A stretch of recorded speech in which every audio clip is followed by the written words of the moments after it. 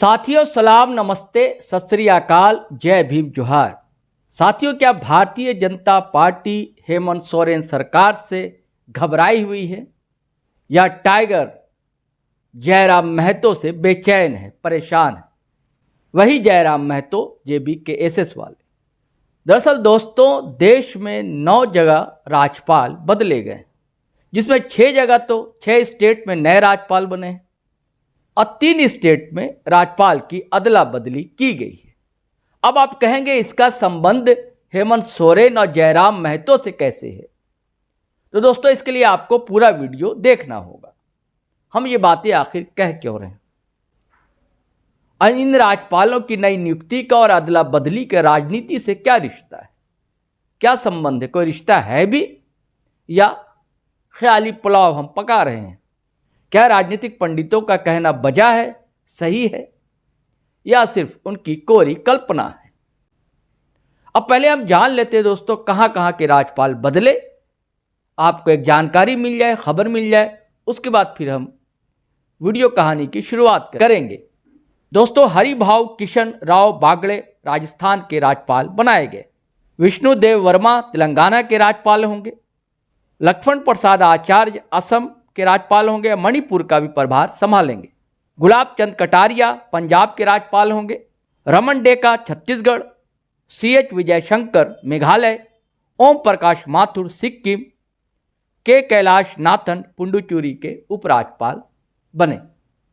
हमारे यहाँ राज्यपाल थे CP राधाकृष्णन, उन्हें महाराष्ट्र का राज्यपाल बना दिया गया है और संतोष कुमार गंगवार को झारखंड का राज्यपाल बनाया गया है।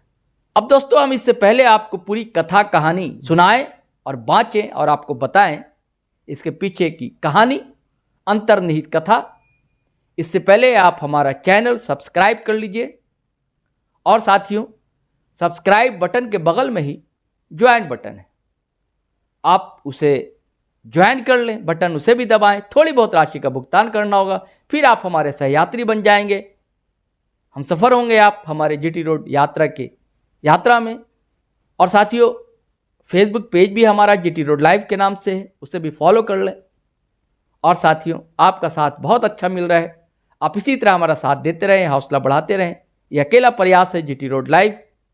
आपका साथ मिलेगा तो हमें ताकत मिलेगी, बल मिलेगा। तो आप ज़्यादा से ज़्यादा वीडियो शेयर करें फटाफट, और लाइक कमेंट तो आप करते ही करते हैं। चलिए दोस्तों, अब बताते हैं कि देखिए, जब से द्रौपदी मुर्मू झारखंड के राज्यपाल के बाद देश की राष्ट्रपति बनी है, उसके बाद से यह तीसरे राज्यपाल बनाए गए। अब क्यों बनाए गए? कहा जाए तो 3 साल में ये चौथे राज्यपाल, अगर हम द्रौपदी मुर्मू को जोड़ लेते हैं। द्रौपदी मुर्मू के बाद छत्तीसगढ़ के वरिष्ठ भाजपा नेता रमेश बैस को बनाया गया था, और रायपुर से सांसद भी रहे थे, कभी भाजपा की टिकट पर जीते थे।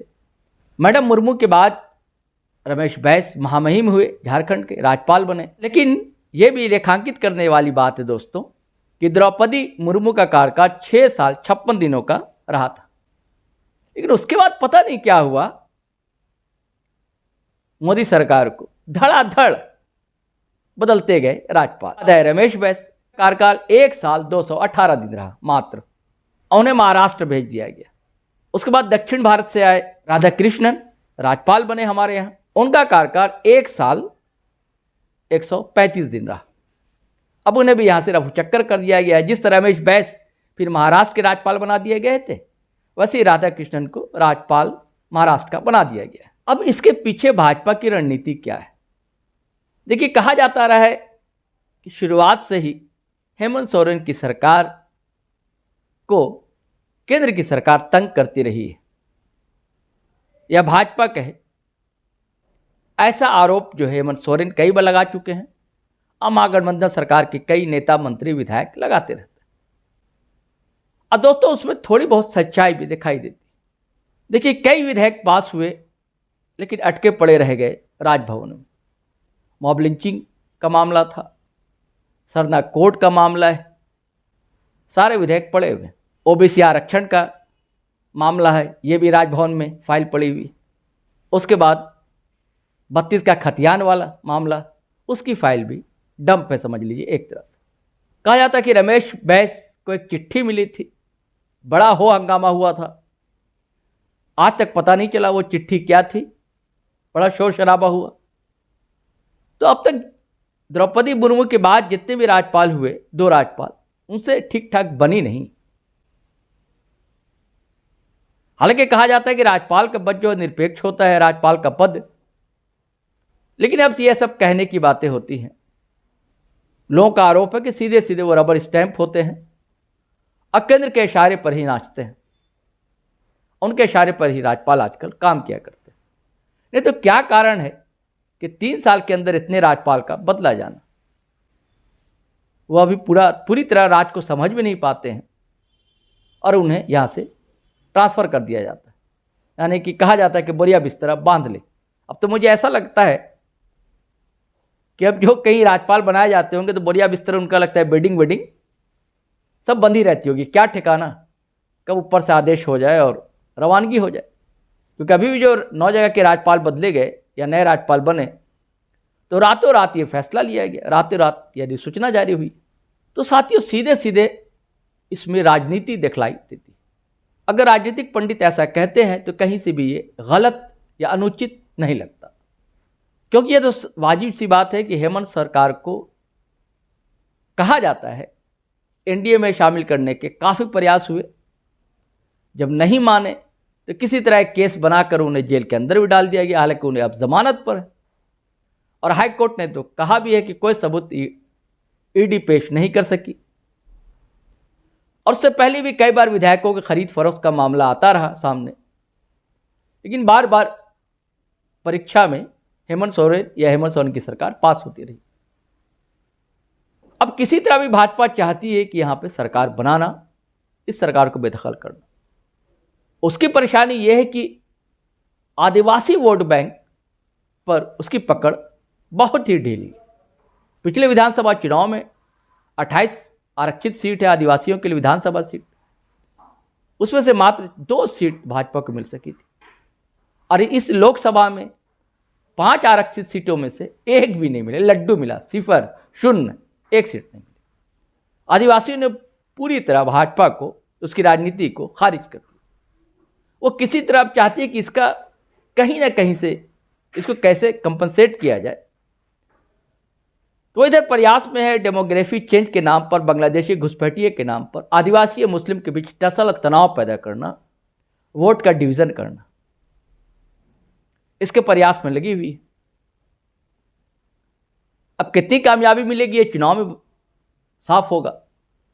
और दूसरी तरफ इधर 2-3 सालों के अंदर एक नौजवान लीडर पैदा हुआ जिसने झारखंडी अस्मिता की बात की, बड़े तेवर में, बड़े अंदाज में वो बात करता है और युवाओं के बीच, झारखंड के युवाओं के बीच काफ़ी लोकप्रिय है।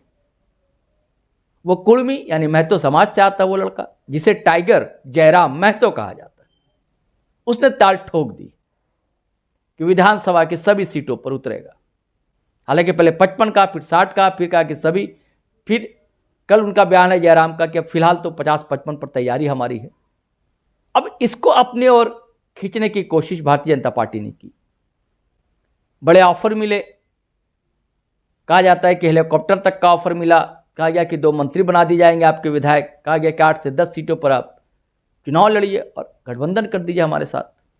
जयराम ने भी एक बयान दिया कि वे लोकसभा चुनाव के समय हमें एक राष्ट्रीय पार्टी ने ऑफर दिया था 25 करोड़ का कि आप अपने सारे उम्मीदवार वापस ले लीजिए। दरअसल क्या है कि वो कुर्मी समाज से आता है लड़का, महतो समाज से, और उस समाज पर उसकी पकड़ बहुत अच्छी है। और कुर्मी समाज की आबादी झारखंड में अच्छी खासी, ओबीसी का बड़ा वोट बैंक है, वोट चंक है ये। तो कोशिश में भाजपा थी कि महतो वोट भी इधर आ जाए, आदिवासी वोट डिवीजन हो जाए, आदिवासी में खास करके सरना वोट, सरना आदिवासियों का। हालांकि सरना आदिवासी भी नाराज थे कि हेमंत सोरेन जेल गए। पूरे आदिवासी एकजुट है, नाराज है भाजपा से और मोदी सरकार से इस सवाल पर। तो उसको में तोड़ फोड़ की जाए। और मुस्लिम आदिवासी भी कहा जाता है कि ये वोट बैंक जो है महागठबंधन इंडिया अलायंस का, इसको तोड़ दिया जाए। आपस में नफरत पैदा कर दी जाए, तो वो बैंक बिखर जाएगा, वो वोट बैंक, बड़ा वोट बैंक बिखर जाएगा। कुछ ज़रूर हो सकता है कि भाजपा में जाए, यही उसकी अपेक्षा है। और दूसरी इधर महतो वोट को भी डिवीज़न कर दिया जाए, ये एकजुट ना जाए कहीं हमारे पास आए। तो साथियों, अब इसका राज्यपाल से क्या संबंध?